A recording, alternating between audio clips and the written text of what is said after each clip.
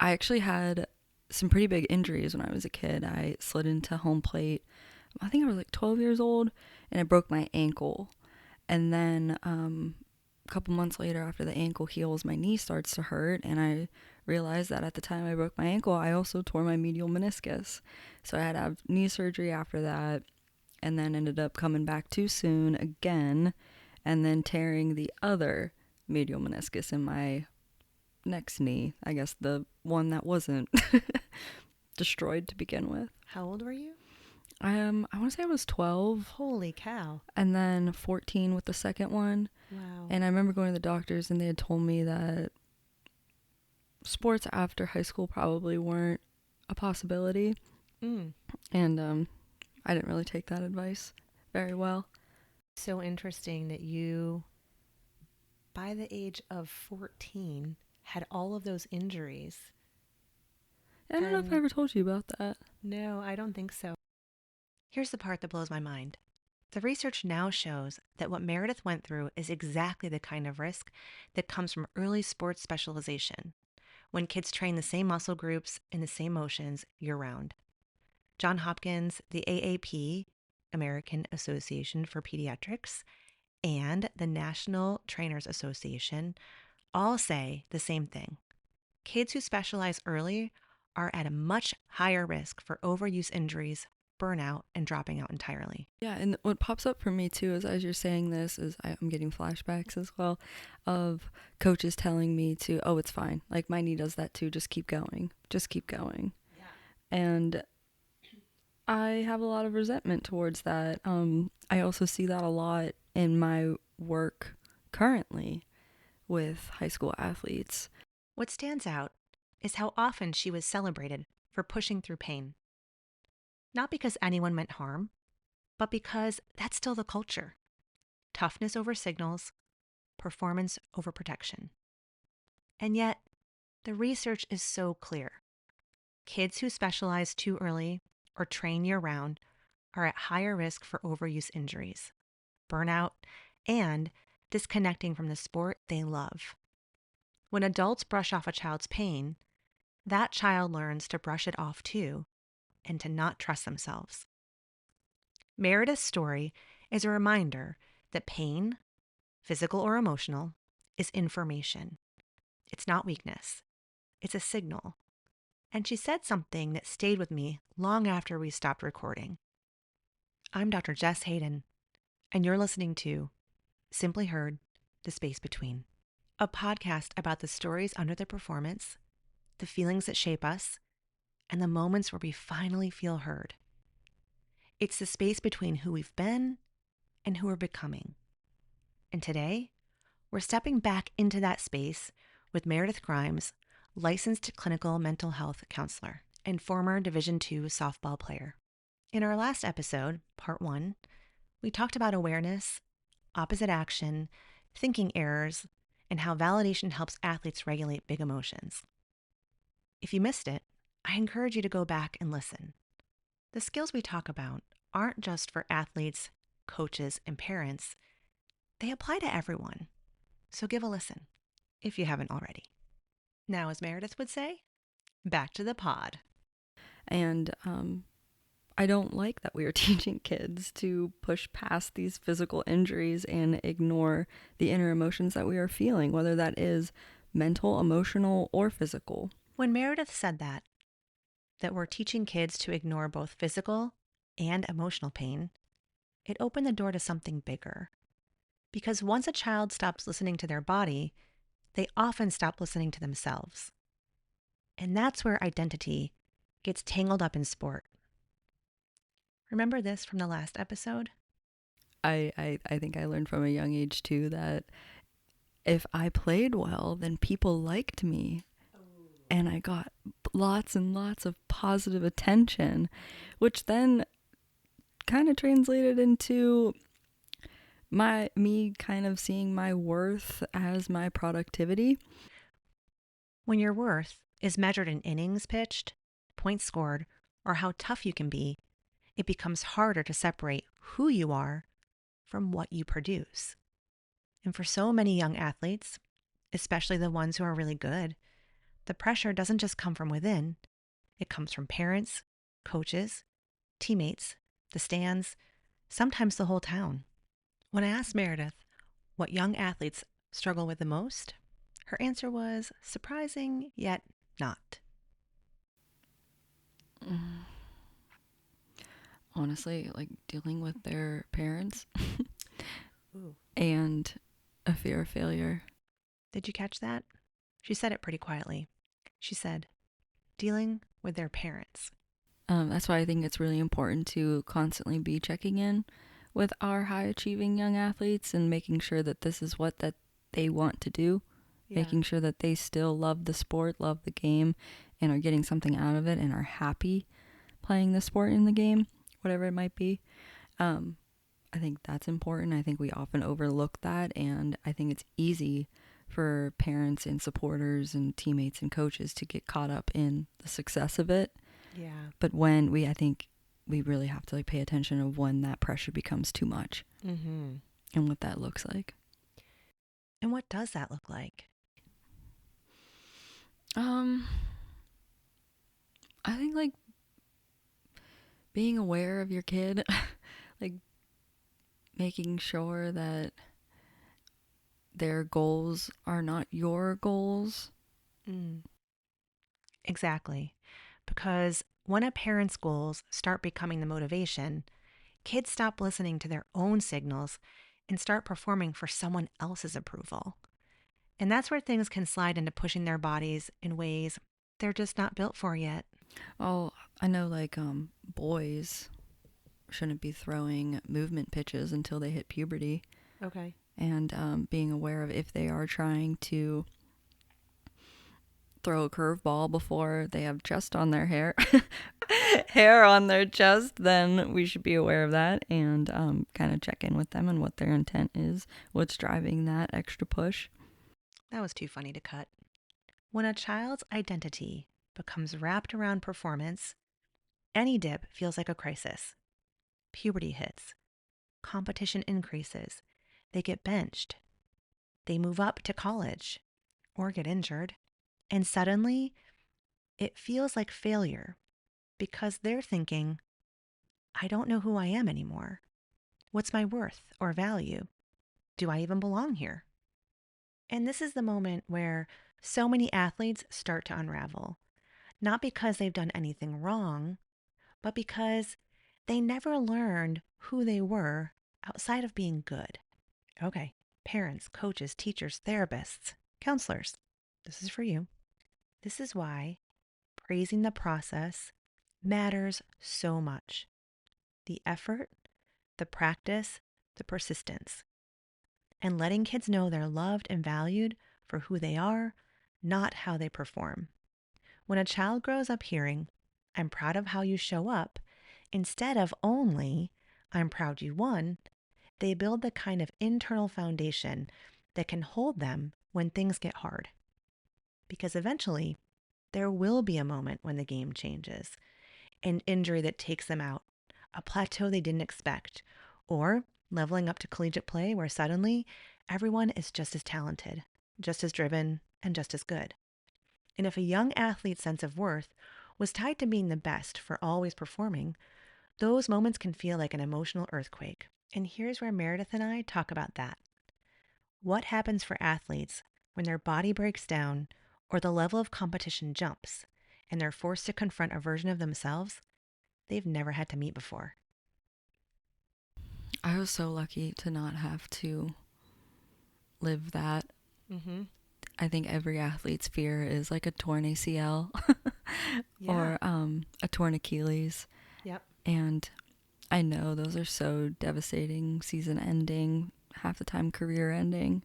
I think that's also like a lot of athletes rock bottom as well, and kind of where they figure out who they are moving on from an injury. That's such a powerful reframe because when everything stops, you're finally confronted with yourself. And I think what's interesting is that athletes don't only hit that identity crisis when the game ends, they also hit it when the game changes. Like we talked about before, when kids go off to college and they level up. You go to college and everyone there was once the best athlete, was once the best They were player. the top dog. Yes, you're on a team of top dogs. Yeah. And I think that's hard. And kind of like adopting your, I definitely struggled with that of coming to a whole new school and not being the best player on the team. And I think like that's a big test too of how are you going to get better? Like, what does that look like for you? How are you going to deal with being like maybe the fourth or fifth best hitter? Yeah.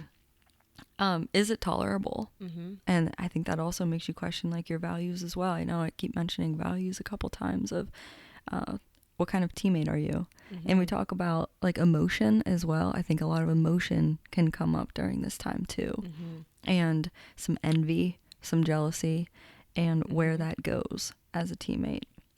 What I appreciate about Meredith's story is the honesty about what happens when you're suddenly surrounded by people who are just as talented as you are. That shift can stir up a lot, especially jealousy and envy. And I want to clear up something once and for all: the differences between jealousy and envy.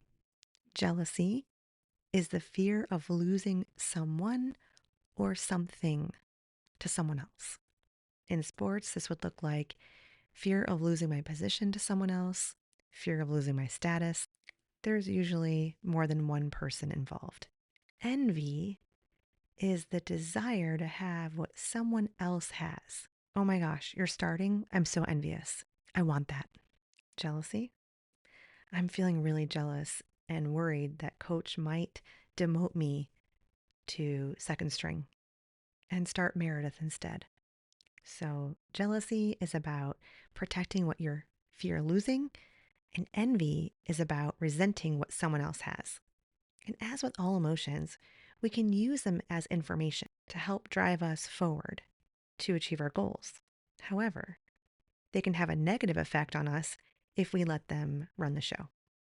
Jealousy looks like protecting my starting position, trying to outshine teammates, overtraining, constantly checking the competition, seeking reassurance, maybe getting a little territorial about your role or your jersey number, and interpreting normal rotation or feedback as a threat.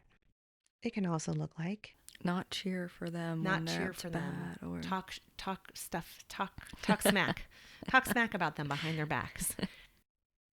And envy is similar, comparing your stats or times, downplaying someone else's success, wishing they might mess up, or giving up on effort. And if your goal is for your team to win, to get better at the sport, or to get along with your teammates and your coach, you might need to do the opposite of what the action urge is telling you to do, especially if it's going against the goal. And here's the thing: emotions, these emotions, they're human. They're not bad or good. They just are. They're information. We can use this information from envy and jealousy to push us towards our goals by helping us see what we value and where we want to grow.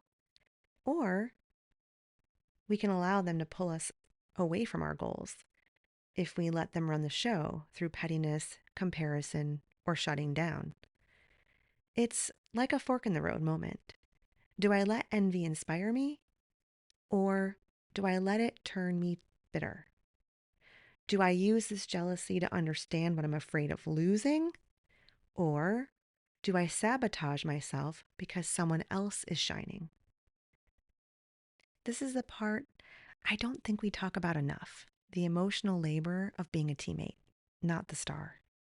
And once you understand those emotions, jealousy, envy, the fear of losing your place or wanting what someone else has, you start to see how much the environment around an athlete shapes those feelings. Because athletes don't just wake up competitive or insecure, they respond to the culture they're in. Now, I know a few of you may be thinking, well, my kid's always been competitive, or I've always been competitive. And there's probably a reason for that that includes some part of personality traits that are maybe a little bit fixed, but I might argue that too. And I would also say that the environment is one of the major contributing factors to competitiveness. Well, also like to coaches, I hope some coaches are listening too, and I think a lot of the time we kind of like tell our players like what we want them to value and what these core values are of part of this team, and those may not, probably won't align with each individual player, and that is okay. I think it would be very beneficial for coaches to ask the players to come up with their own values Mm. and then kind of incorporate them all together. And go ahead. No, you go. I was just thinking like, ooh, like a whole new coaching program that you could put together. One day. One Like, thing. okay, I edited this part out because I was umming and trying to remember things. I took a motivation class at UNC Chapel Hill, and we learned about Ed DC and Richard Ryan, the pioneers of self-determination theory out of the University of Rochester, and it was quite fascinating. I have an urge to get into the thick of it, and I'm going to try to keep it a little bit more surfacey for y'all. Self determination theory gives us a really simple framework for understanding what helps athletes thrive. It states that every athlete, no matter their age or skill level, needs three things to feel motivated, confident, and connected. The first thing is autonomy, and this is the sense of having a voice and some choice in their experience. Secondly, it's competence, the feeling of growing, improving, and knowing what you're working towards. And the third is relatedness, the experience of belonging, being valued, and feeling connected to the people around you. When coaches support those three needs, something shifts. Athletes don't feel like they have to compete for worth or protect their spot.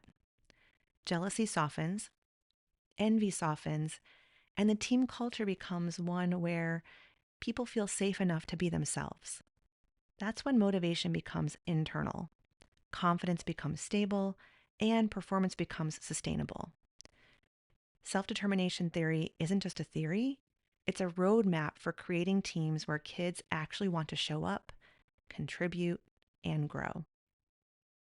If we take self-determination theory out of the research world and put it in the locker room or on the field, it becomes really practical.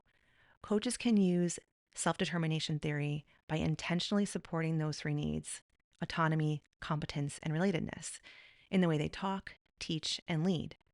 And really, this isn't just for coaches. So how do we do this? Coaches can support autonomy by helping athletes feel like they have a voice and some choice. This can look like asking athletes what they value and what their goals are. They can offer choices. Do you want to start with this drill or that drill? And they can explain the why behind decisions and invite feedback and ask things like, how did that feel? Is there anything you guys want to try differently? Above all, though, it's really important to avoid trying to use control, shame, and threats. We want to create an environment where kids feel ownership instead of pressure. Okay, now on to competence.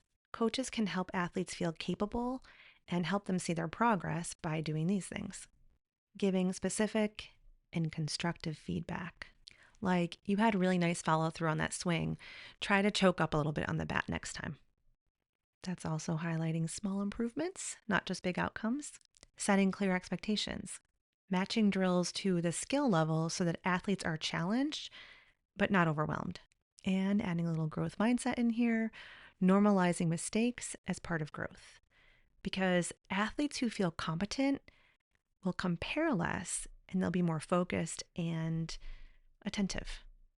And lastly, coaches can support relatedness by helping athletes feel like they belong. I cannot even emphasize how important belonging is. That's a whole nother podcast. So coaches can do this by learning about their athletes as people, not just performers, and also having the athletes learn about each other.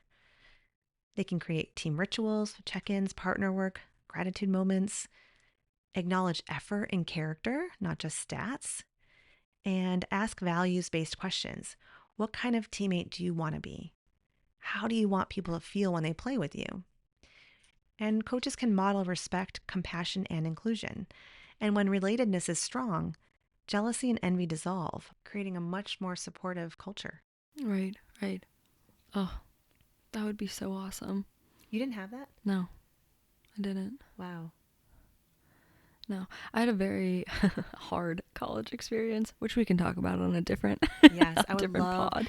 I would love to talk about that college experience on a different podcast because coaches who use self-determination theory aren't lowering their standards, they're raising psychological safety. And when athletes feel safe, capable, and connected, they're going to push themselves harder, stay longer, and then likely bounce back faster. It's a really smart way to go about coaching. I wish I knew this when I was coaching high school girls rugby.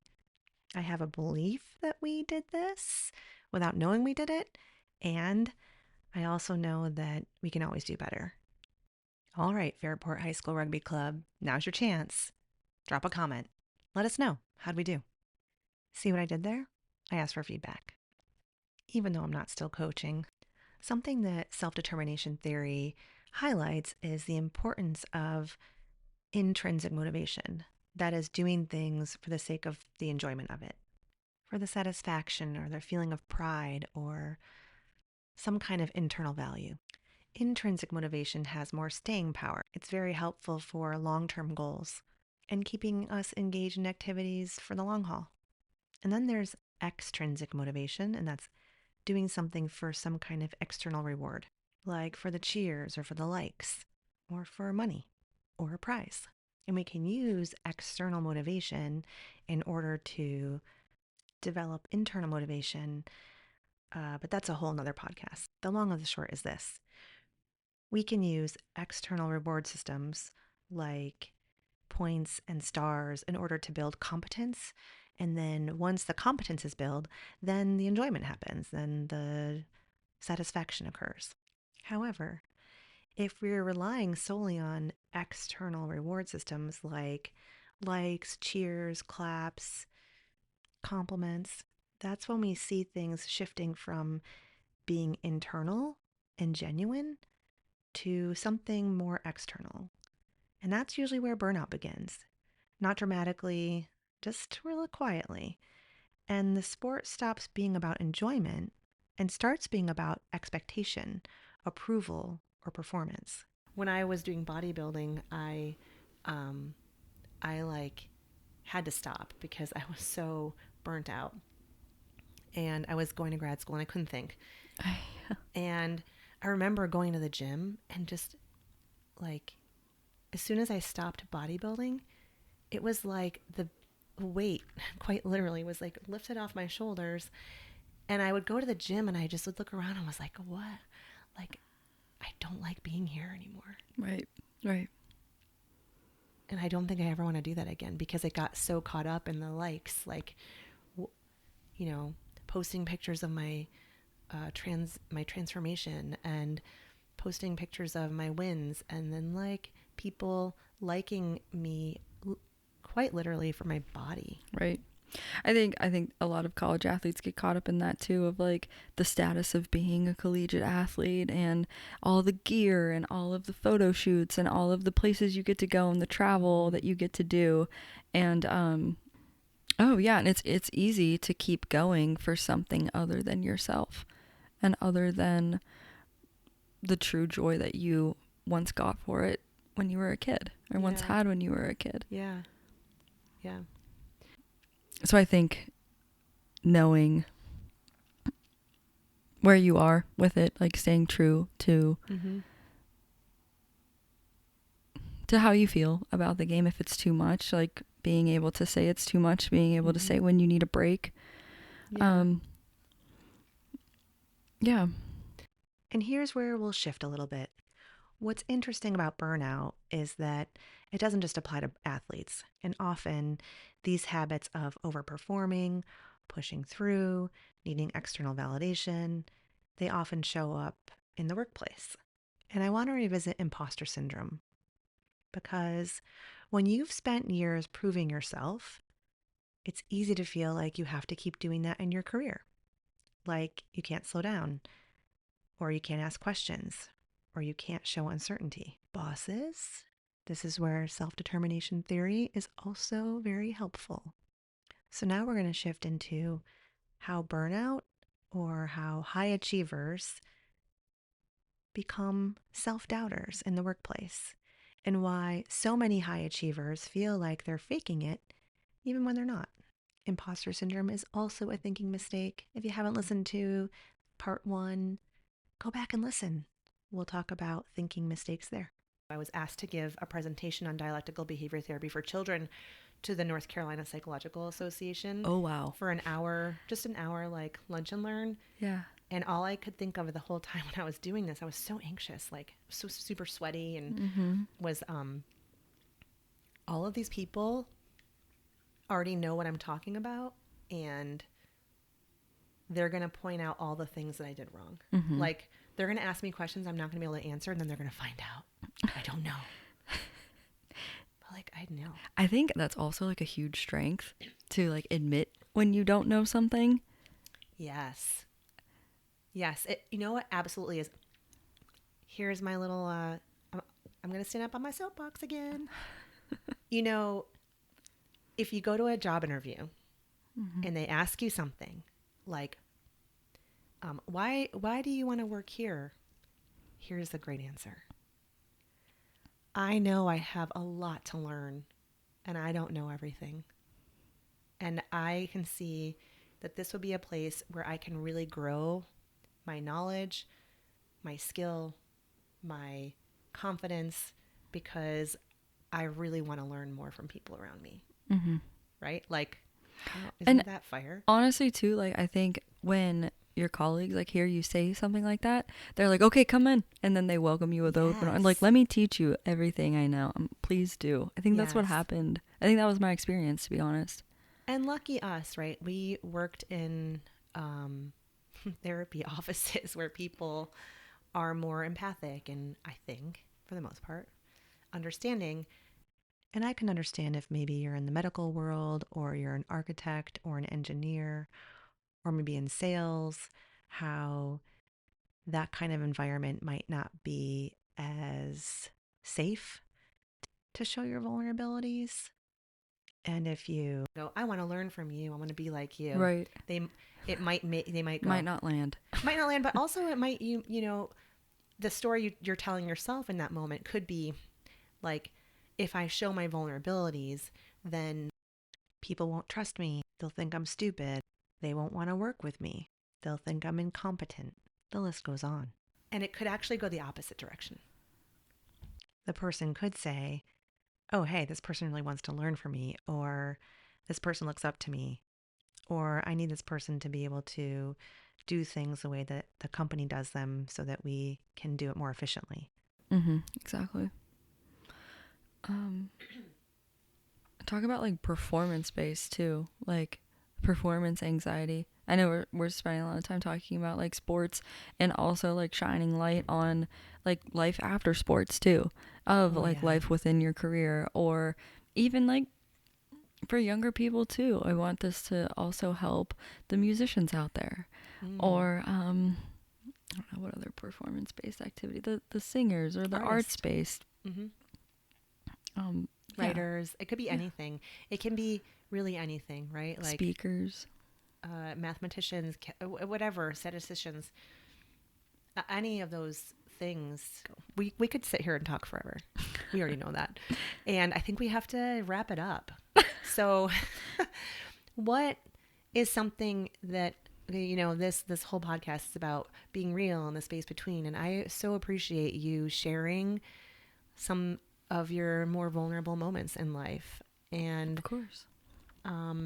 Thank you so much for coming, Mare. I am so love spending time with you and sitting here, and in the future, because I'm going to have you on again, I'm sure of it, we're going to video these. Oh, even better. Okay.